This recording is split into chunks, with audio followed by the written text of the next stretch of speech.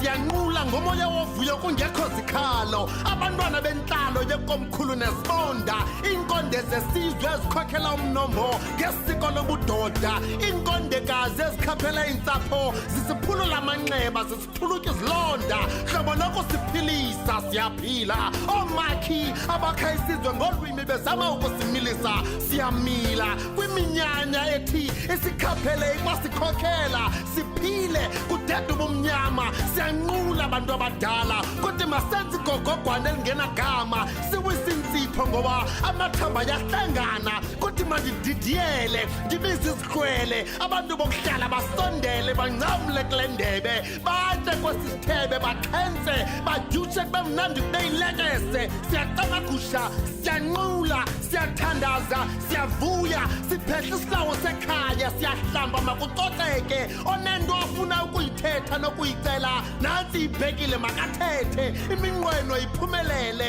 izidingo zifezeke camagu kwiinkokheli zentsapho ezilele ukuthula ngesizathu zingalali buhlayo kuba zisajonge ikhaya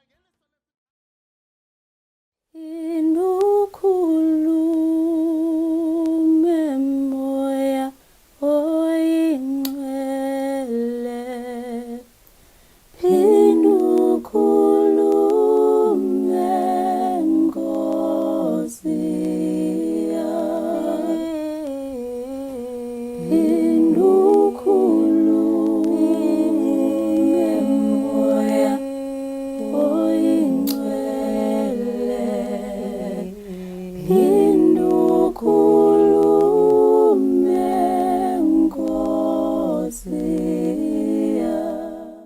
The gift of prophecy and the gift of tapping out of this realm into the other realm is one that we all have, right? Each and every one of us has this gift. However, then there's people, those of us who are called into office, right? Where you, like I said, everyone has this thing. However, there are people that are then called into office to say, come and be cautious of this thing, right?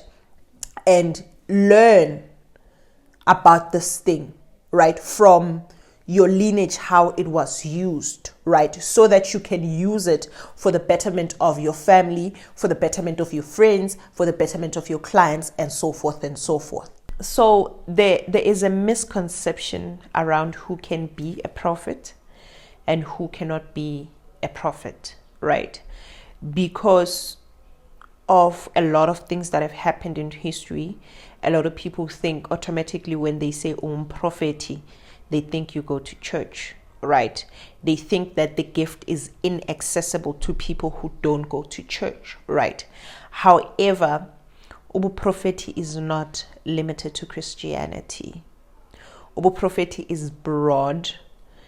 Ubuprophetic can begin, somebody who is more of a nature lover can be a prophet. Somebody who doesn't have a church background can find themselves having to go and heed the calling of being a prophetess.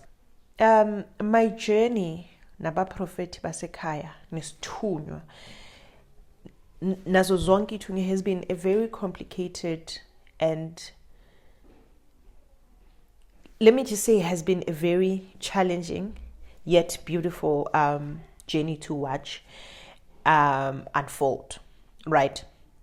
Because I had to learn how people who are no longer in this realm communicate, right? It is a difficulty, but the moment you get to understand it, it is beautiful to witness, right? And like I said earlier, Guti, when you're called to office, you are called to be conscious about the different realms and what is coming through, how is it coming through. Tula moya wami tulutitu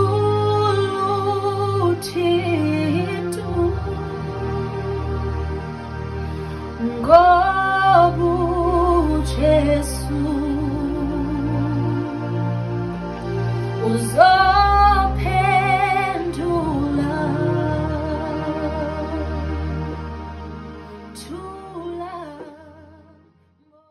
So basically, in my journey, ubuprophethi bam, how it was activated is that there was an activation that I was aware of, and then there was one I was not aware of, right? The one that I was not aware of is the one that happened at home, right? Where my grandmother, who at the time was still alive, was teaching me, pray. Do you understand? Teaching me to say, Hambolandi Bible. Do you understand? I was taught at that time to understand scripture. And I'm not saying prophecy is based on scripture, but I'm saying that context could be taken from scripture, right? And that was the part where I was not aware of my activation. However, as I'm growing up, the part where I'm aware of this activation is where ibiphakamiswa again, the same way that it was done ekhaya, through prayer, through singing, through communicating with your angels, with amadlozi, abe wasebenza ngesiProfetho, right?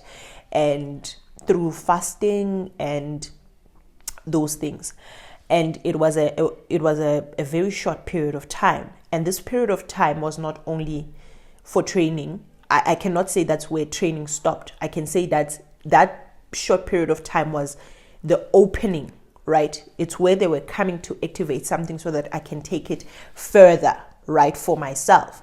Then that's when, as I got home, then the activation, I could say, for me was really happening, because my people came through, different kinds of people from different kinds of generations, and they told me, ubuprophethi balayikhaya, it's a 7-point star ubuprophethi, right?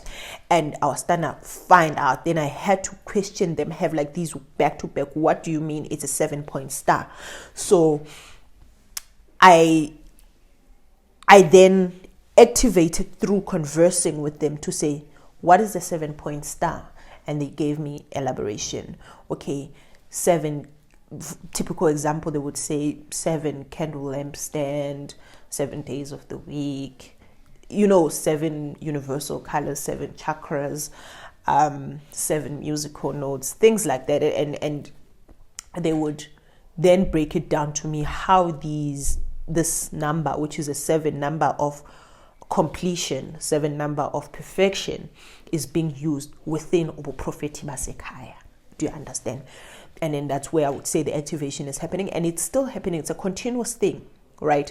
Where it is maintained by, or it is being iyangezelega, if I can put it like that. I don't know how to put it in English, but iyangezelega, as I keep praying, I keep fasting, I keep going to my waterfalls, I keep going to the river, I keep summoning both these people who are abantu basekhaya ebebesebenza ngobuprofethi, right?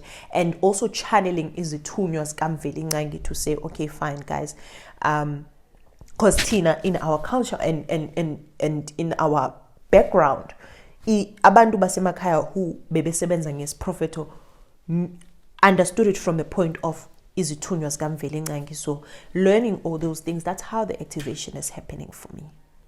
So in terms of the clothing around ubuprophethi and in terms of this uniform, there is for those that believe in scripture, there is a scriptural breakdown of why abaprophethi were the way they were. However, in my personal experience, right, like I said, it is coming from different people, right? And also, if you look at Piga, not all of them are the same color. Not all of them are the same size. Not all of them are the same shape, right? And then there's Amadugu, also, who have different colors. Elinye lizoba yellow njengaleli. Elinye bathi fagi yellow so. Ngapha ufage purple. Do you understand? So in terms of the colors and in terms of what they are for me, is because, like I was saying, they have taught me about the 7-point star, ubuprophethi basekhaya, right? Which then uses a lot of color codes, right? And associates different colors to different forces of nature, right? Which associates it to different izithunywa, right? and different direction, right? Ingelosi ngokwahluka yasenyakatho yaseningizimu and whatnot, and then you would know that these are the colors. Then you would know if ugogolo is coming with a blue or with a white speaker. Let me just make an example. A white speaker. This gogo is coming with a white speaker. Then you would know this woman was probably around the same person that used to work a lot about things that were motherly, right? In association with Uma Istunya, who is known as isiZulwini and in our culture, in our context as Uma, right? Who is responsible for happiness here too, who is responsible for making sure that we are well fed, who kuzoba nomsebenzi wakhe lokho. Then you would associate with, oh, okay, so ugogo bekesebenza ngoma.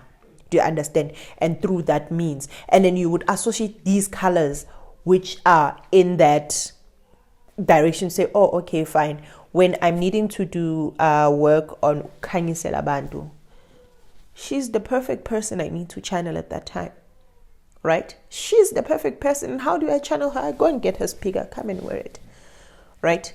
And I wait for her. I would know when she's finally arrived. And then you would have times where you are wearing amajazi, right? Which are for Abomkulu, because it's not only about Gogo that prayed. We have amajazi Abomkulu, and we have amajazi who are always tunywa, right? Is tunywa depending uguti. Is it the feminine ones or is it the masculine ones, right? Or is it the almighty one, right? Because even Mvelingangi in his own essence, is tunywa nai. Do you understand? So you would have things like ipidance. And this, in my context, it's a significance of the umbilical cord, right? It's that I share the umbilical with, if I'm going to take you in the water and I'm going to say, this is the color of the umbilical cord I was given by my ancestors, right? It means I am connecting you to my ancestors so that they can, abaprofeti basekhaya, intercede on your behalf, right? So you use these things. Ayiko, there is none of it that is just a deco. The tools that our prophet use, it's the Bible, all right? They would use the Bible when they are prophesying, right? Like I said in the beginning, that I'm not saying that the Bible is prophecy, but I'm saying it could be understood in a metaphorical sense and taken as context, right? And to apply it in terms of that person, right? And see the revelation underneath, right? So they use that a lot. They use Izewasho to heal and to aid people's ailments, really. They use food items. A lot of food items, like food items, you know, ZCC, coffee, we know them, right? Cinnamon, milk, eggs, red wine, you know, they use amakhandlela a lot. They use amakhandlela a lot as prophet, as mthandazi. That's one thing in your space. It's never off. So in terms of the fact that, okay, I am a sangoma and I am a prophetess at the same time, I was blessed to begin my journey with uphakamisa ubuprophet. Why am I saying I was blessed? It's because it gave me a foundation of nothingness, right? Ubuprophet required me to be able to use mostly my words, to pray, to facilitate, to intercede on behalf of myself, on behalf of my family, on behalf of whoever it is that is in front of me, right? And taking that foundation into ubungoma helped me a lot, because maungaba isangoma or inyanga that does not know the basis of God, does know the basis of doing good over evil. You are going to go through a dark path, right? Which will not only affect you, but affect generations after you. So, ubuntu help me in that sense of saying, umsebenzi wami ngisebenzele ekhanyeni.